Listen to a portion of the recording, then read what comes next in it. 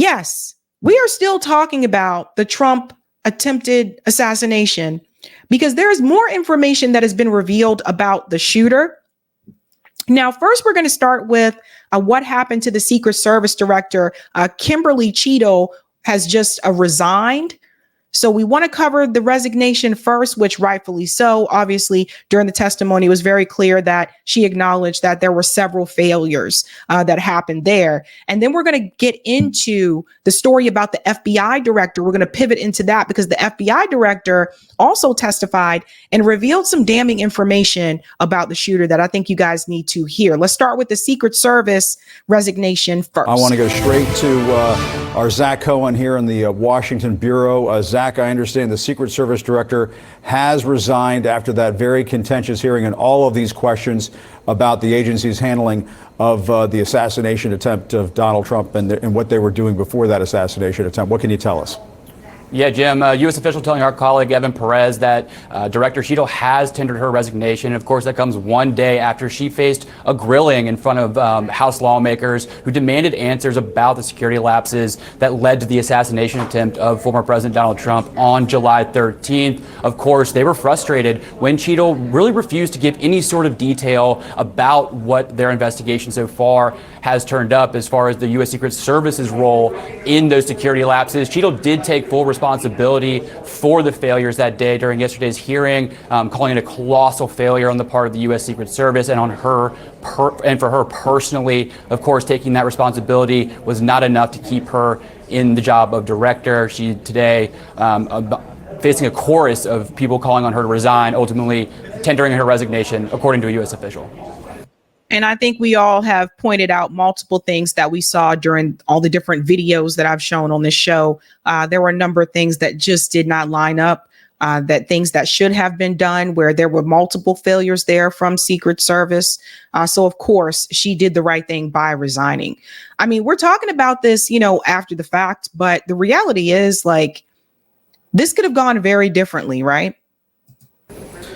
And Zach, it just was starting to feel like this was inevitable. I mean, you had members of Congress from both parties. You had the chairman and the ranking member of the House Oversight Committee both calling for the Secret Service director to resign. Frankly, I'm a little shocked she didn't do it Sunday night when there was all that hoopla as to what was going to happen with the Democratic ticket. But it just felt like this was inevitable. This was coming.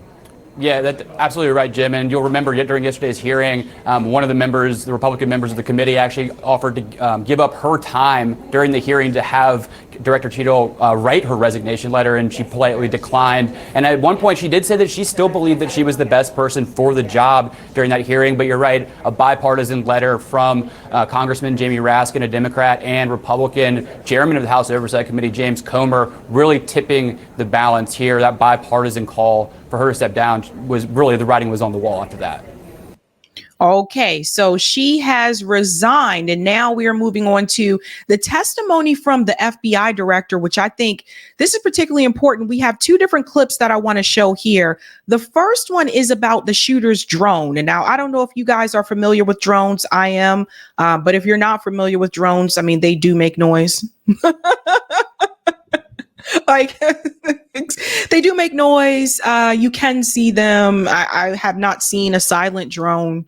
I don't know if that exists yet, but who knows? But they're noticeable and they do make noise.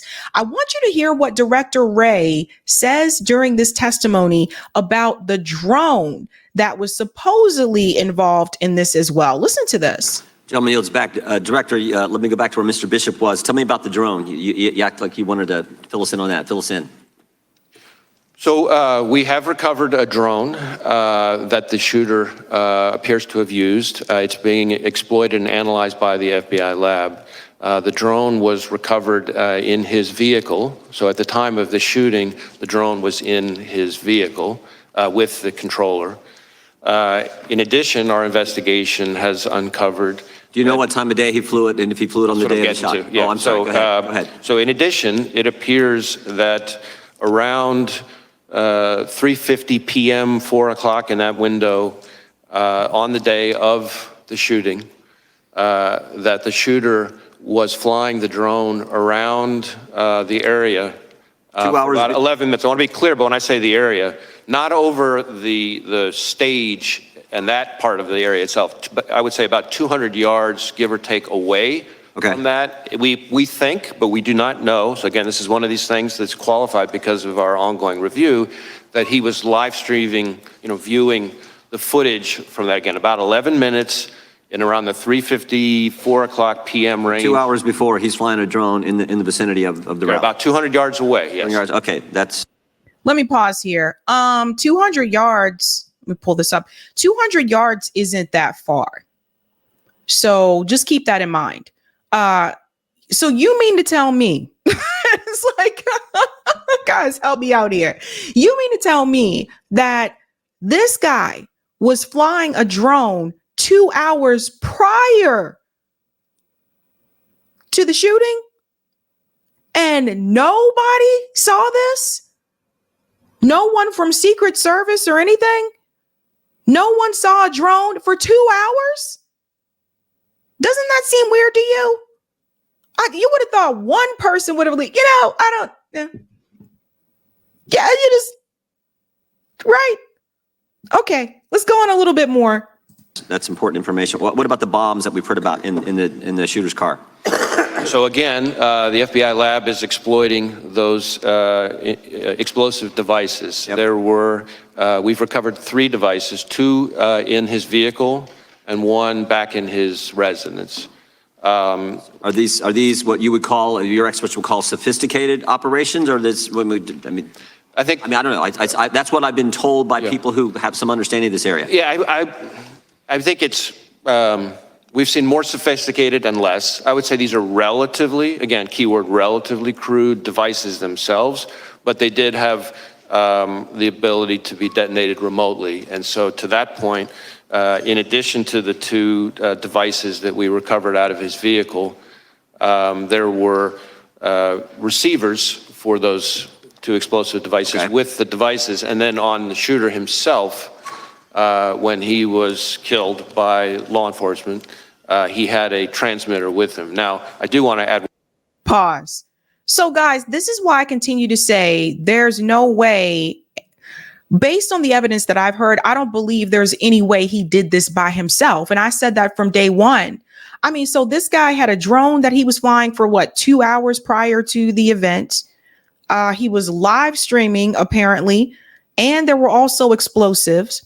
He managed to pull up a ladder next to the building, get on top of the roof. Like, it seems like he had a lot of time to get all of this done, and no one seemed to notice anything. And that's just really weird to me. I mean, is he MacGyver? Like, there's no way. No way. You can't tell me this kid didn't have help somewhere from someone. Somebody knows something. Somebody knows something, and they should be looking to see if there was some type of accomplice. Whoever they were, they're probably long gone by now. But there's no way this guy did this by himself. One important point here is at the moment, it looks to us, again, ongoing review, and I can't say that too many times. At a moment, it looks like because of the on-off position on the receivers, that if he had tried to detonate those devices from the roof, it would not have worked. Okay. But that doesn't mean the explosives weren't dangerous. And I'm sure we're going to get into all these subjects a little bit later as well. Tell us what you can about the encrypted platforms we've heard about. So one of the things that we're drilling into hard with the shooter in an effort to try to learn more about his state of mind, his motive, his ideology, his context, everything else, is to look at all of his devices, any social media accounts he had, et cetera. And one of the things we've learned in finally getting into his phone, which was also a significant technical challenge from an encryption perspective, but it took this long to get into the phone. Guys, I know kids, look, peep this, okay? There are kids in college, all right? You had difficulty getting into that phone. I'm pretty sure there's some kids at MIT that could get into that phone faster than you. No.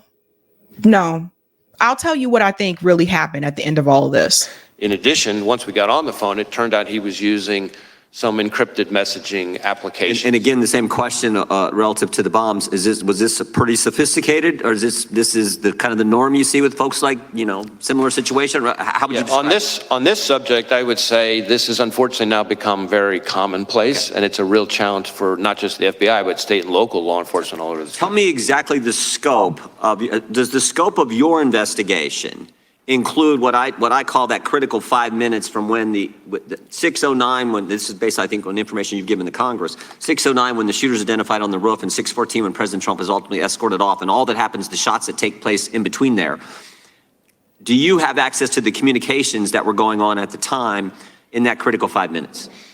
So our investigation, when you say scope, our investigation includes that time frame, although focused again on the shooter himself. I understand. And his Now, as involved in that, he's obviously involved in that time frame. Correct. And as part of that, as part of our focus, our investigation of the shooter and the attack, of course, we are interviewing law enforcement from the scene because those are some of the most significant witnesses, and we're obviously getting access to their materials and that kind of thing. And the secret. No. So here's the thing. The FBI director, to me, he seems very nervous. I don't know. I feel like he's just putting some things together and hoping that they just stick. That's what it kind of seems like to me. I don't believe he's telling the truth. Let me tell you something. Let's think about this, guys. With all the agencies that we have in this country, and you want to talk about encryption, and he said we couldn't get into the phone for a while because it was encrypted. We have agencies, government agencies, that know how to bypass that. They have been known to contact people that know how to bypass that. So I don't believe it. I call BS. So there's that. And again, this kid who apparently no military training or anything like that, he was able to pull all this off by himself. I don't think so. Let me tell you what I think went down. Let's think about the area where this happened. Rural Pennsylvania. Yes, there was a rally that was present, but it wasn't going to be in one of those spaces. Like, it wasn't going to be like in a larger city where there would be like 5,000, 6,000 people there, right? So a little bit more remote, maybe not as noticeable to someone that's really following what's happening electorally, right? I just found it to be very strange that during the same time when people higher ups were calling for Joe Biden to resign, all of a sudden this happened. And then you have to go back and look at the polling, because Trump was beating Biden in the polls in all the swing states, in all of them. Now it's closer now with him and Kamala, but even in the swing states, he still got ahead of her. But he was beating him in all that. He was just basically on the way to victory, to be honest with you. And I say that, and I don't even like Trump. He was basically on the way to victory. And at the same time, people were telling Joe Biden, resign, get out of this race. Don't run for re-election. And then this happens. So you mean to tell me this 20-year-old kid just out of nowhere was like, you know what? I'm going to show up at this rally and I'm going to try to take him out. It doesn't make sense to me. This story never made any sense. So to me, I wouldn't be surprised if this was an inside job. I've been talking about this before, and I don't believe the FBI director. I think he's lying. Now, all of a sudden, you don't know how to get past an encryption? Why do we have the FBI again? You're getting access fully to cooperative. You have access to the communications that exist there. That exact question, as I sit here at the moment, I don't know the exact answer to that question, but I know that Secret Service has been cooperative with us. The Congress would like access to those communications as well. I mean, not just that 5 minutes, although I think that's the critical time frame. There's lots of communications we'd love to have access as well. I see my time is up, and they have called votes on the floor. I think there are about 6 minutes left in votes. So the committee will stand in recess until approximately 10 minutes after votes conclude on the House floor. Yeah, I don't believe this man. So we're going to go to the second clip because there's another one where he reveals a little bit more information about the shooter. So I want to pull this one up as well. Let me put this up here. This is about the Kennedy assassination. So listen to this. Have you been able to gain access to the shooter's electronic communications, social media, and with the caveats that you mentioned that the investigation is still early, have you been able to make any deductions, or are there any indications of the shooter's motivation from those electronic holdings? So in terms of our ability to access it, we have been able to get into and exploit a number of electronic devices, digital devices, but not all of them yet. And then within his various accounts, we've been able to get access to some of them, but some of them we're still waiting on. Some of them we may never get access to because of the encryption issue. No, guys, I'm sorry. This is BS. I'm sorry. This is BS. I'm here to tell you, if they wanted to get in, they could get in. I mean, if we didn't learn anything from Edward Snowden, what did Edward Snowden teach us? Right? If they want to get in, they can get in. If they want to monitor your information, they can monitor your information, whether there's an encryption or not. That's why I'm telling you, this is BS. Baloney. What is the point of the FBI other than harassing people? That it presents an increasingly vexing barrier for law enforcement, not just the FBI, but for law enforcement all over the country. What we've been able to find so far, a lot of the usual repositories of information have not yielded anything notable in terms of motive or like ideology. Having said that, it does appear fairly clear that he was interested in public figures, kind of more broadly, and I think this is important, that starting somewhere around July 6th or so, he became very focused on former President Trump and this rally. And so one of the things that I can share here today that has not been shared yet is that we've just in the last couple of days found that from our review, to your point about devices, analysis of a laptop that the investigation ties to the shooter reveals that on July 6th, he did a Google search for, quote, how far away was Oswald from Kennedy? Does that sound a little too convenient for you guys? Oh yeah, he just happened to do a Google search to see how far away was Oswald from Kennedy. Doesn't that sound a little convenient? Look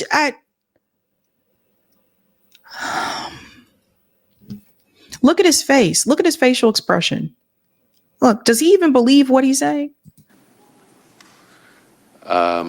And so that's a search that obviously is significant in terms of his state of mind. That is the same day that it appears that he registered for the Butler rally. Yeah, just sounds a little bit too convenient to me. Sounds like something you would hear from a movie. Sounds like a movie to me. Doesn't sound like real life. Doesn't sound like real life at all. They have found no motive, no reason for that at all. All of a sudden, this kid just out of nowhere would just go and do this. I don't believe this. Listen, let me tell you something. It took years, decades for the FBI to finally admit that they killed Malcolm X. Of course, Malcolm X family, I think I announced this last year, they were filing a lawsuit over that finally, but it took decades for them to admit that after they said it was someone else. Decades for them to admit that they were the ones that killed MLK, that they went after MLK. I mean, get out of here. If they want this done, they're obviously not going to make it look like it's them. They're going to make it look like it's someone else. That's how this works. That's how the FBI works. That's how the CIA work. So all of this just seems a little too convenient for me. Now, the crazy thing is, I just heard the news today that apparently Donald Trump is going back to Butler, Pennsylvania to host another rally. So I'm pretty sure he will be very well protected this time around.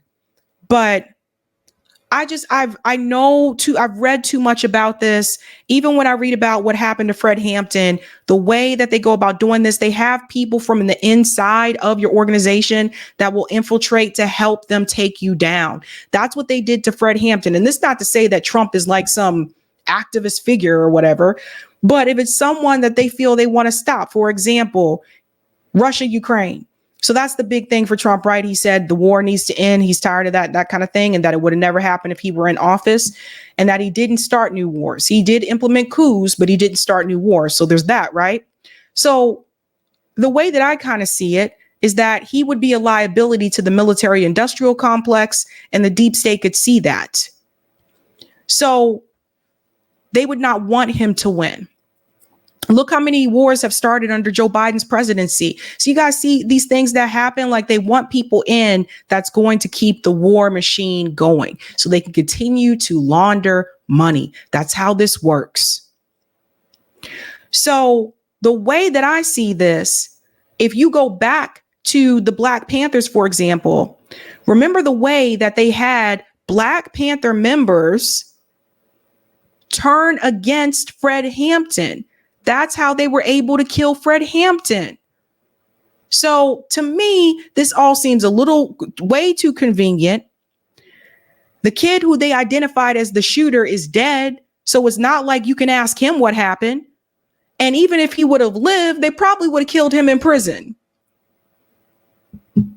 These are things that we got to think about. But it's a little too weird to me.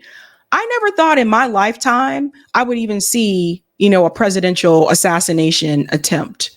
I read about these things growing up. Of course, I think the last one was Reagan, but I never thought that we would see it, especially with all the technology that we have today. There's just no excuse. No excuse. We will continue to follow that story. Crazy times, folks. Crazy times.